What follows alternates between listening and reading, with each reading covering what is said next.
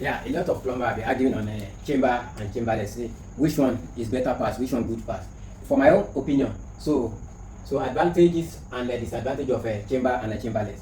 So for my own opinion, so now if you check what I list down here, because in a plumbing work you have to think about maintenance. Maintenance is most key aspect of a plumbing work.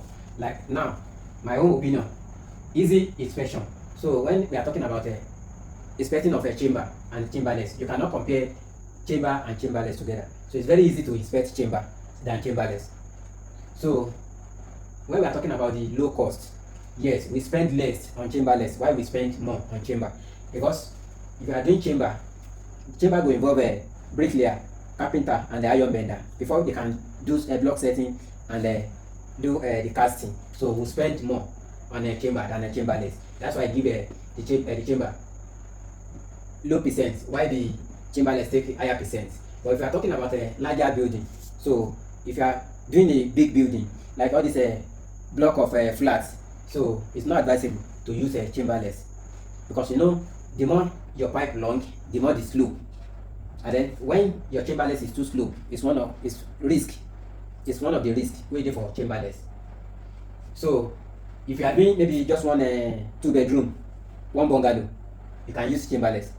But if you are talking about larger building like all this high tower building, so it's not advisable. So that's why I give chamber the higher percentage here. So easy to unblock. Everybody know that, all plumbers know that. If you have a blockage on chamberless and chamber, it's very easy to access to unblock chamber than chamberless. That's why chamber take higher percentage here. So easy to access. You may decide, okay, let me check my chamber, waiting they go on inside my chamber. So it's very easy to access your chamber. So there's no how you access your chamberless. You can only open the cover on top. So that's why I give a chamber the higher percentage here. So easy to control. You can control your chamberless. You can control your chamber. You cannot control your chamberless.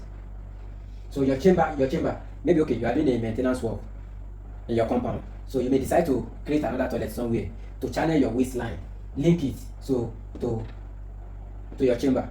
So it's very easy to control. You can control the new pipe to your chamber. Why? Before you can do that on chamberless, it go tough you small. So that's why it's very easy to control the chamber. That's why I give the chamber the highest percentage here. So if you are talking about neatness, yes, chamberless is neater than chamber. Anyway, depend on the way you do your chamber, because if you enter some compound, if you see the way they do the stamp floor, the way they carve their slab with an angle iron, very very neat, you won't notice there's a chamber there. So though if you do your chamberless, if you know the person that can do it very well, with just a little opening cover on top, so it's very very neat. That's why it's okay to do chamberless is neater than chamber. That's why I give a chamberless higher percentage here. So that's my own opinion. For your own opinion, which one did you think is better out of the two? Drop your comment down and help me follow, like, and share to the other plumbers so that they can bring their own opinion. Thank you. Help me follow, like, and share.